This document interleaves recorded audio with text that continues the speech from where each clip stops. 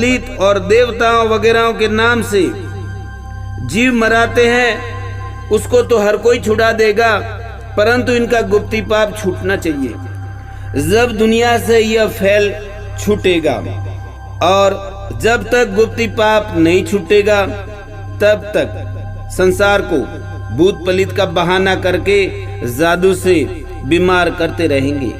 वह संसार भूल करके डर की वजह से देवताओं व भूतों व पलितों के नाम से अनबोलों को मारते रहेंगे। और भाई मेरे हो, गुप्ती पाप वो है कि जहां इन महाजनान ने 84 लाख कुंडियां राद व लहू की बनाई है और तुम सब संसार कहते हो कि वहां पर स्वर्ग व नरक है, वह नारगी में डालते हैं। सो वहां पर तमाम पाप बनियों के कुल के हाथों से होता है। सो वो तो ऐसा पाप है कि जैसा रावण ने दरियाओं पार लोक पाप चलाया था, उसी तरह से इन महाजनान ने गुप्ती पाप चलाया है। सो वो तो महाजनान की जात को ही मालूम है। वह वहां पर इनकी जात के सेठ महाजन ही जाते हैं। वह उसी गुप्ती पाप से देवताओं व भूतों व पलितों का दुनिया में फैल चलाया है। वह उसी फैल से देवताओं व भूतों व पलितों का बहाना कर करके करोड़ों जीव मराते हैं। उसका सारा मतलब यह है कि न तो भूत है व न कोई पलित है, यह तो फक्त इन महाजनान का राक्षसी पाप है। वह राक्षसी पाप से ही नींद में व जागते में सपने करा देते हैं और कुछ का कुछ सुझाते हैं। सो ये सपने राक्षसी पाप से ही होते हैं। वह इसी तरह से रात दिन में जागते सपने करा देते हैं। सो जिस तरह से कि रावण राक्षस विद्या के पाप से कहीं कहीं किस्म के सपने सुझाता था, उसी तरह से अब यह बनिए भी कई किस्म के सपने सुझा देते हैं कि जो मरे हुए मुर्दे सपनों में नजर आते हैं। सो भाई मेरे हो, मरे हुए तो नहीं आते हैं, यह तो राक्षसी पाप से ऐसा सुझा देते हैं कि जिस तरह से बाजीगर लोग ठीकरी का रुपया पैसा करके दिखा देते हैं, ऐसे यह बनिए भी राक्षसी पाप से भूत पलित वगैरह सुझा देते हैं। परंतु भूत पलित वगैरह सुझाते हैं सो वो सब जाल है, वह कुछ भी नहीं है। क्योंकि पाप को ताकत है कि जो चाहे सो कर सकते हैं। वह ऐसा बुरा गुप्ती पाप कराते हैं कि जिसके नाम का गुप्ती पाप करावे तो उसी का बुरा हो जावे। वह सब विलायतों के नाम का पाप करावे तो सब विलायतों का बुरा हो जावे। सो पाप जो संसार के नाम का करावे तो पाप तो लग जाता है, मगर कराने वाले बेईमान काफिर हैं। क्योंकि बेचारों अनबोलों को कल्पाते हैं।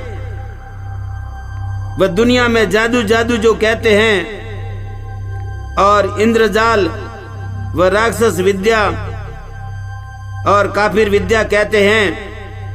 सो पाप तो एक का एक ही है, परंतु दुनिया के न समझने के वास्ते नाम अलग अलग लिख दिया है। सो यह चतुराई दुनिया के न समझने के वास्ते की है,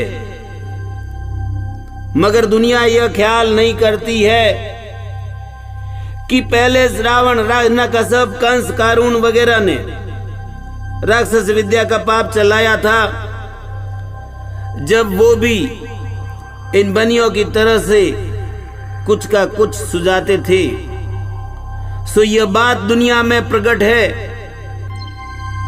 कि यह बातें राक्षस विद्या से सुझाते थे, लेकिन यह बनिए तो रावण वगैरह से भी ज्यादा कुछ का कुछ सुझा देते हैं। सो इस बात का ख्याल किसी को भी नहीं होने देते हैं। पेशतर मैं भी संसार की तरह से भूला हुआ था, क्योंकि मुझको राक्षसी पाप से जब तक इन बनियों ने दुखी नहीं किया था, जब तक मेरे को कुछ खबर नहीं थी। और अब तो जो कुछ मेरे ऊपर हो चुकी है वो बीती हुई लिखता हूं। वह मुझको तो इन सौदागरों ने तरह तरह की जालसाजियां दिखलाई है। इससे मैं बार बार लिखकर तुम भूले हुए शख्सों को खबरदार करता हूं, क्योंकि इन बनियों ने फक्त दुनिया के नाम का पाप ही चलाया है और पाप से ही बुरा करते हैं। सो मुझको इनका पाप मालूम हो गया है, जिससे मैं आप लोगों को वाकिफ करता हूं, वह लिखता हूं। और तुम सब संसार अपनी अपनी आंखों से देख रहे हो कि कैसा जुल्म चलाया है। सो जिन जिन रजवाड़ों में ऐसा पाप चलाया है, सो सब संसार दरियाफ्त करके देख लो कि इन बनियों ने बुढ़े आदमियों व औरतों पर कैसा जुल्म किया है कि उन्हों को डाकी डाकणे बनाए हैं, जिसका हाल तुम संसार के लोगों जरा दिल लगाकर सुनो कि जो छोटा गांव है उसमें 150 डाकनियां बनाई है, और जो कि उससे बड़ा शहर है वहां पर बहुत सी डाकनियां बनाई है, परंतु जो कि बुढ़े मर्द औरत है तो वो तीर्थ समान है। सुवेद और पुराणों में भी लिखा है। दुनिया में भी जानते हैं कि जो बुजुर्ग होता है वो तीर्थ के मानिंद है, मगर इनके सर बदनामी दे दी है। परंतु ये बनिए ऐसे हैं कि तीर्थ स्वरूपी आदमियों को